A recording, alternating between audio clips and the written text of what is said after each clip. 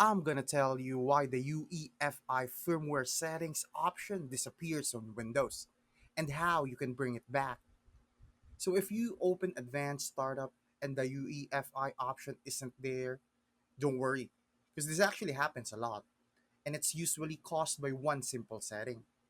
First, click Start, type System Information, and open it. Look for BIOS mode. If it says Legacy, that's the whole reason. Windows only shows the UEFI menu if your system is already using the UEFI mode. But if it does say UEFI and it's still missing, go to Settings, Update and Security, and then Recovery. Then under Advanced Startup, click Restart Now, and check again under Troubleshoot, then Advanced Options. If it's still not showing up, turn off Fast Startup by going to Control Panel, Power Options, and then choose what the power button do. Then uncheck Turn on Fast Startup.